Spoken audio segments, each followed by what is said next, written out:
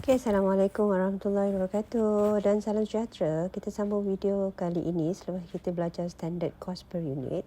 Dalam variance analysis, sekarang kita akan belajar bagaimana untuk melakukan pengiraan dan mendapatkan nilai variance. Okay, kita akan mulakan dengan variance pertama iaitu direct material variance. Jadi untuk direct material variance, kita ada dua jenis. Pertama kita panggil price variance dan kedua kita panggil quantity variance. Okay, apa itu price variance? Ia sebenarnya adalah perbezaan di antara standard price darab dengan actual quantity purchase tolak dengan actual price darab dengan actual quantity purchase. Jadi sebenarnya dia melihat perbezaan di antara actual price dengan standard price. Dan untuk quantity variance, kita bezakan antara standard price darab standard quantity dengan standard price darab actual quantity. Kita perhatikan bahawa quantity variance adalah mencari perbezaan di antara penggunaan kuantiti yang sebenar dan juga yang standard. Okey. Jadi, kita ada cara untuk belajar mengira variance dan kita ada dua kaedah. Satu kaedah formula yang saya tidak akan cover untuk video ini dan video-video seterusnya. Dan kita akan gunakan yang kita panggil macam-macam orang guna nama kaedah ni, tapi kita untuk memudahkan kita reference, untuk memudahkan kita sebutlah, kita kasih nama kaedah ini adalah kaedah Palak. Okey. Kaedah Palak ini ialah apabila kita menggunakan formula-formula tadi dan kita akan tunjuk dan kita akan silangkan dia. Okey. Dan lihat di situ bagaimana kaedah Palak ini digunakan. Sebelum kita meneruskan pengiraan dan kita nak gunakan formula ni, pelajar juga perlu ada knowledge tentang beberapa perkara berikut. Okey, pertama, AP darab AQP itu sebenarnya adalah cost actual direct material purchase, kos sebenar pembelian direct material. Okey. Lagi satu, SQ yang di dalam formula itu sebenarnya adalah SQ per unit darab dengan actual production. Okey, kita hold dulu maklumat ni, nanti kita akan gunakan dalam pengiraan. Okey. Sekarang kita lihat contoh soalan. Katakanlah dalam soalan ini dia kata syarikat Husfidi ni produce product HD for the northern market. The cost information was as follows. Okey, sekarang ditunjuk maklumat-maklumat yang digunakan untuk pengiraan nanti. Dan kita kekalkan formula tadi untuk kita gunakan. Okey, jadi sekarang kita nak kira price variance dan kita gantikan nilai-nilai yang ada di dalam soalan dan letakkan di bawah formula. Okey.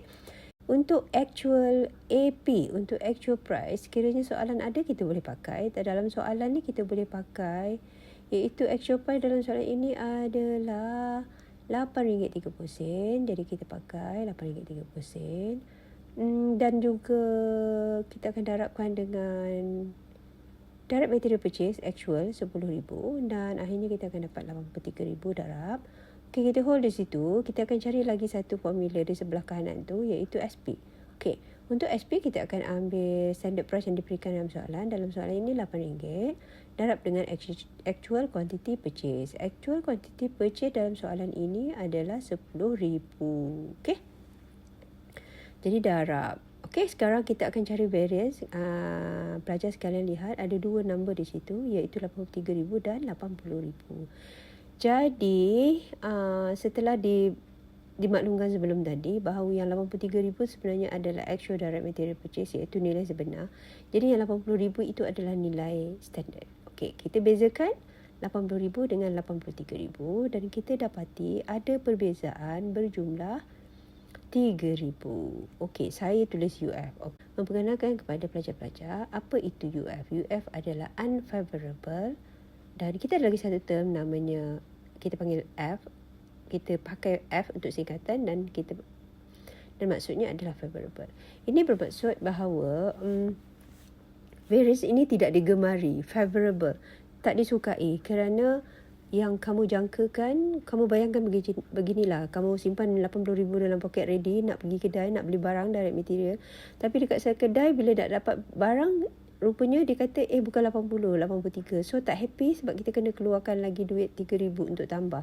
So variance ni jadi negatif lah. Bila you tekan calculator dapat nombor negatif. So bila negatif you akan letak unfavorable. Okay, jangan letak negatif tau. Okay. Seterusnya, kita akan kira quantity variance. Caranya ialah kita akan letakkan SP seperti yang diberikan dalam soalan SP dan darabkan dengan actual quantity used. Okey, dalam keadaan normal, biasanya quantity purchase dengan quantity used berbeza. Ada diberi maklumat. Tapi ada juga kes yang quantity purchase dengan quantity used dia sama. Jadi kita ambil sajalah nilai yang sama tu dan tulislah.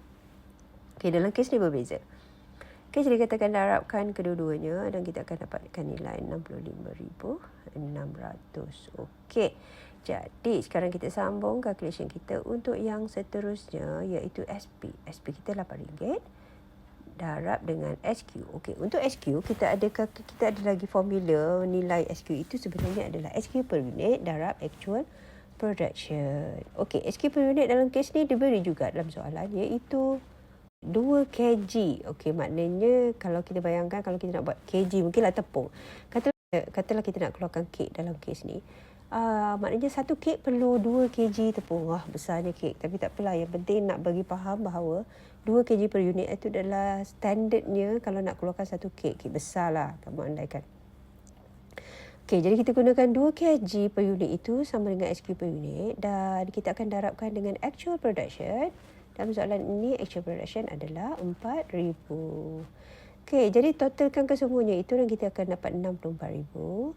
Dan seterusnya, kita akan carikan perbezaan di antara 64,000 dengan 65,600. Okey, perbezaan ini adalah disebabkan, okey, sekarang kita dapat nilai 1,600. Dan bila tekan kalkulator akan dapat negatif. Itu bermaksud bahawa yang dijangkakan sepatutnya penggunaan tepung itu sebenarnya 64,000 dijangkakan. Tapi akhirnya pada akhir proses kita dapati kos penggunaan tepung 65,600 lebih daripada jangkaan.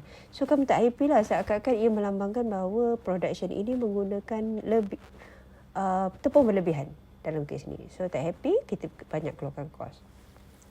Okey, sekarang akhir sekali katakanlah kadang-kadang ada soalan akan minta dia tanya direct material variance. Apa itu direct material variance? Direct material variance adalah gabungan di antara dua variance di dalam yang kamu sudah belajar tadi lah, price variance dengan quantity variance. Kamu gabungkan. Bila kamu gabungkan, kalau dua-dua UF, kamu akan gabung macam tambah lah. Jadi dalam kes ni kamu akan dapat 4,600 dan ini kita panggil direct material variance. Okey, itu saja untuk pengiraan direct material variance. Kita akan sambung untuk video seterusnya untuk pengiraan variance seterusnya. Okey, itu saja. Assalamualaikum.